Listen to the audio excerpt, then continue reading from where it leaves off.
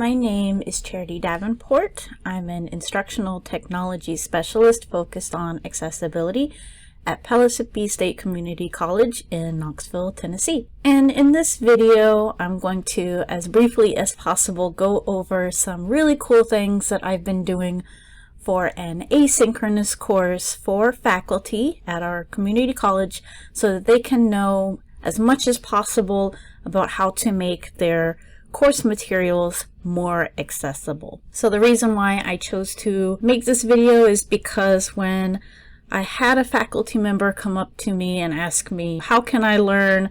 I can't really go to your live trainings, even if they're online, and definitely if they're in person. I just don't have the schedule. Is there something where I can just, go at my own pace? And I said, yes, actually, I do. I have an asynchronous self-paced course. And she said, but is it going to be one of those things where it's just a whole bunch of videos and that's it?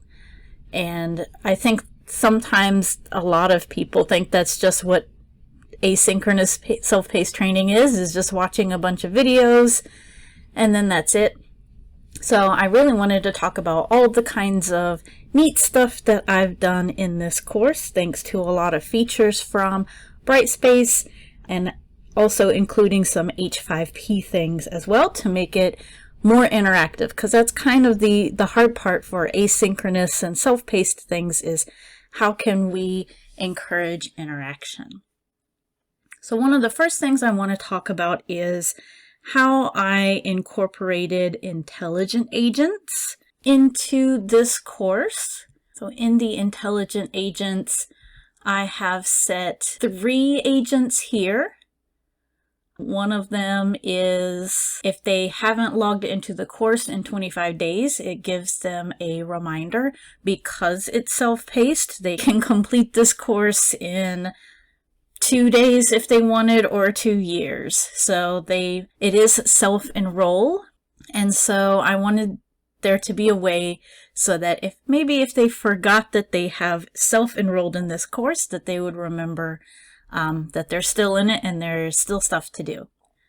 I also set an intelligent agent for when they earn a badge, they'll get a little alert. It also tells them how they can download and showcase their award, because a lot of people are not aware of how to do that when they get their badge. And I've also made an intelligent agent more maybe for myself, so that I can know how many people have actually earned enough badges to get the accessibility course certificate. Now, according to my course, I have 8 modules. They are pretty intensive, and some of the modules may not be relevant depending on what different faculty are teaching or what kind of accessibility things they want to learn about and work on. So I've made it so that if they complete the main set of 6 modules, not only do they earn a badge for each one, if they get all 6 of these main ones, they will also get a certificate that they can print out. And actually what I do is I will print out a physical certificate and put it in a nice little paper holder. And then we have also some accessibility swag, and we will mail those to those instructors. We've also made it so that faculty have to enroll into groups for these 2 specific modules here. And so then that helps us know specifically which instructors need those materials and kind of set it apart from these main 6 modules so that they have their own kind of learning path. So that's how I've used intelligent agents, awards, and group structures to kind of help with tracking of what instructors are doing in the course, what kind of training they're getting, but it also incentivizes them. They really like the little badges, and also helps personalize their pathways. They can choose which module to do first. They don't have to do all of the modules. They can do whichever ones that they need the most and in whatever order that they need for that time. I really wanted them to have kind of like a just-in-time experience. If they're really needing to work on Word document accessibility, then they can just go on in and jump right into this Unit 3 document accessibility. So of course, with any type of asynchronous self-paced learning, there needs to be ways for learners to have knowledge checks to see where they are as they're learning information. And I think H5Ps are a really, really good way not only to have some low stakes knowledge checks where they can check themselves, it can give them immediate feedback on their answers, but they can also be used as interactives even in the content. So that's what I'm going to take a look at there. And before I do that, I do want to show how each of these modules, because I wanted everything to be available in one place, all of the content is there, the H5P quizzes are there, and also the end of every module does have an assignment. The intelligent agent is set to, if they get a specific score on the assignment, that's how it will award the badge. So even though it is asynchronous and self-paced for most of the learners, every Monday I do take time to basically grade everybody's assignments that have worked on this course. So here's the module. So I'm going to talk about the different H5P types that I used in this one.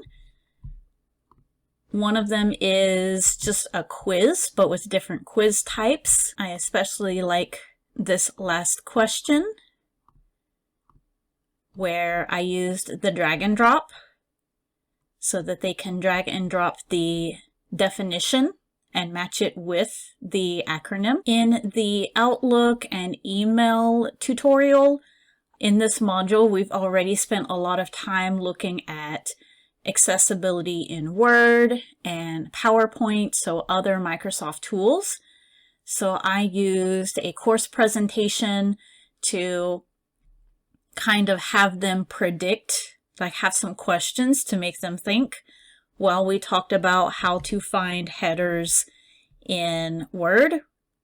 Where do you think you would find them in Outlook? So for example, they would go through this course presentation. So question 1 is, how do I make headings in Outlook?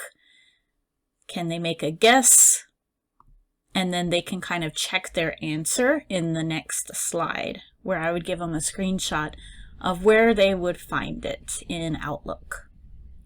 Kind of the point here is saying Microsoft products will kind of look the same and things will be in similar areas. Extending that, I had another Outlook tutorial that used, I think this is called Interactive Book.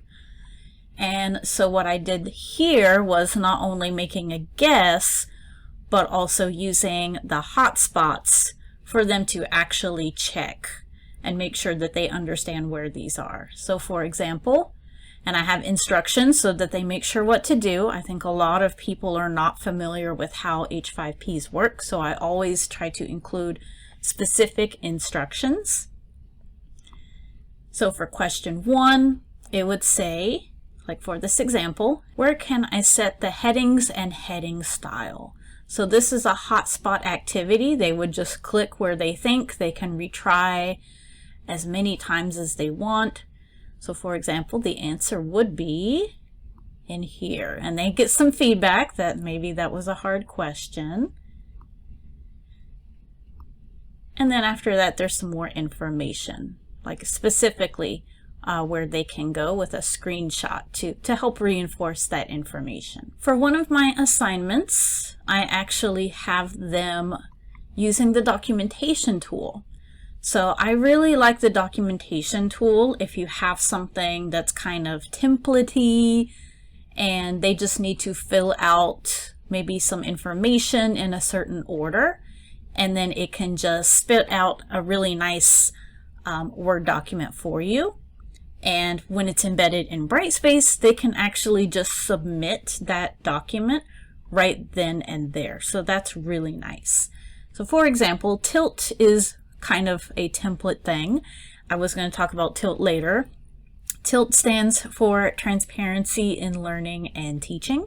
It is a kind of method that's been very successful for student success and improving student outcomes and their confidence, especially for first-generation students and a lot of different types of underrepresented students, in which all you're simply doing is making sure that they understand assignment requirements. And it's very easy. You only need to do 3 things. And that's what I did here with our assignment. It's very meta here because I've also done the same things, where you need to state the purpose of the assignment. What kinds of skills and knowledge are we practicing and working on with this assignment? It helps students know that this is not just busy work. There's a reason why we're doing this. The tasks, and that lists out step by step exactly what they need to do. I really liked using the quick links if they want to go back to specific module pages. That would help them in these assignments.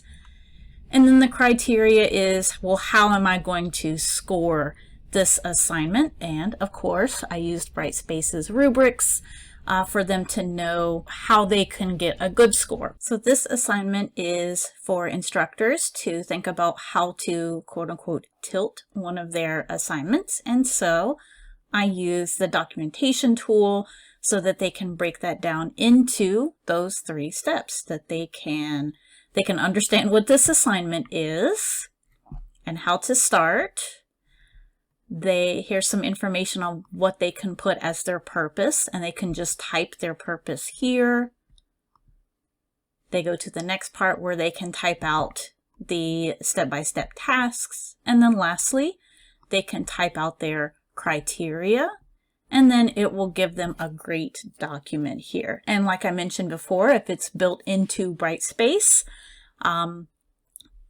the students or the learners can actually just submit that document in Brightspace and make it easier for everybody. The last H5P tool that I used in this course is Agamoto, which is basically a series of images that you can have that go together. You can use this sliding bar, and this I thought would be very useful to easily give some colorblind examples for the color contrast module. So they can just slide here, it'll change the color. At the bottom it tells you which kind of color blindness it is, so that it's kind of easy to see why color contrast can be a huge issue across a variety of different colorblind conditions. Lastly, I wanted to talk about the universal design for learning aspects that I put in this course. Just like I talked about tilt in here and had my assignments tilted, and I had learners tilting their assignments, I wanted them to learn about universal design for learning and how it can benefit their students. But I feel like the best way to do that is for them to experience it themselves. And there are a lot of things here that fall under universal design for learning. The key thing here is allowing learner choice. So first of all, there are 8 modules here. They can join each module that they want at any time. They do not have to go in a specific order.